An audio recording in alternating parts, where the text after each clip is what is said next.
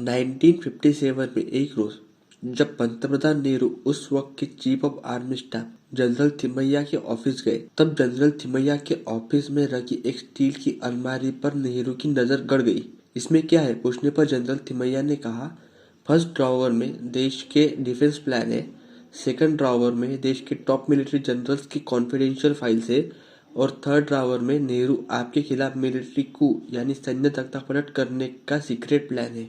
ये बात सुनकर नेहरू जोर से हंस पड़े, लेकिन इस हंसी में एक गहरी चिंता और अपने मिलिट्री जनरल के खिलाफ एक नर्वसनेस भी थी। 1950 से 1960 में एशिया, अफ्रीका, लैटिन अमेरिका में जो देश नए नए आजाद हुए, उन देशों में मिलिट्री तानाशाही एक कॉमन फिनोमेना था। इनफैक्ट 1967 के इलेक्शन को कवर कर रहे द टाइम्स के करस्पॉन्डेंट नेविल मैक्सवेल ने कह दिया था कि ये इलेक्शन भारत के लास्ट इलेक्शन होंगे और इसके बाद भारत में मिलिट्री रूल आ जाएगा। लेकिन ऐसा कभी नहीं हुआ। कुछ लोगों का मानना है कि इंडियन आर्मी लगभग 200 साल तक ब्रिटिश के अंडर रहने से एक बहुत ही डिसिप्लिन और हाईली प्रोफेशनल आर्मी है, जिसके वजह से इंडियन आर्मी ने कभी सैन्य तख्तापलट करने की कोशिश नहीं की।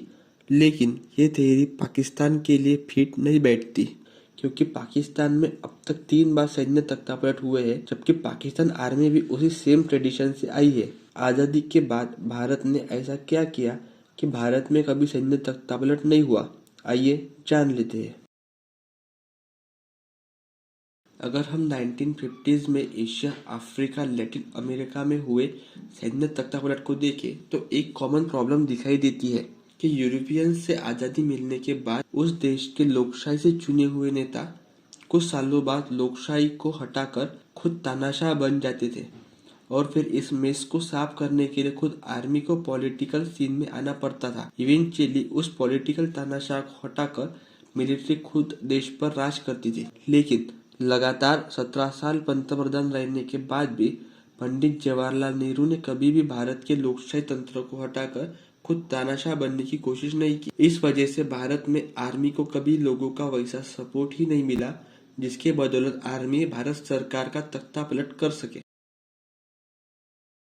आजादी के पहले वायसरॉय के बाद कमांडर इन चीफ देश का दूसरा सबसे पावरफुल व्यक्ति होता था और कमांडर इन चीफ को कैबिनेट में भी जगह मिलती थी। आजादी के बाद कमांडर इन चीफ को कैबिनेट से निकाला गया और कुछ सालों बाद कमांडर इन चीफ इस पद को ही खत्म कर दिया गया। इसकी जगह पूरे आर्म फोर्सेस को डिफेंस मिनिस्टर के अंडर लाया गया, जिससे मिलिट्री सिविलियन डोमिनेंस के अंडर में आ गई, जिसकी वजह से सिविलियन गवर्नमेंट को आर्मी को कंट्रोल करने में आसानी हुई।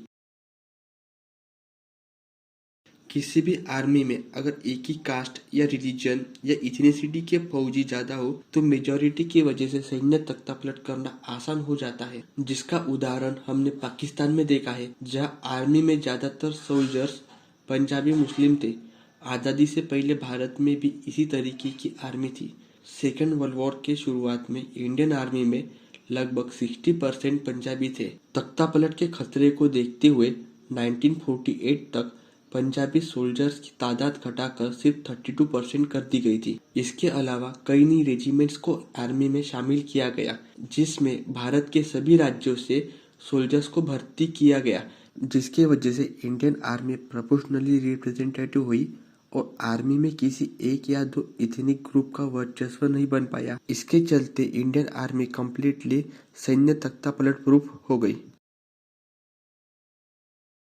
जब किसी देश में छोटे बड़े नेचुरल डिजास्टर या दंगों के लिए आर्मी को उतारा जाता है, तब लोगों का आर्मी के साथ कांटेक्ट आता है और जनता में आर्मी के लिए सहानुभूति तैयार होती है।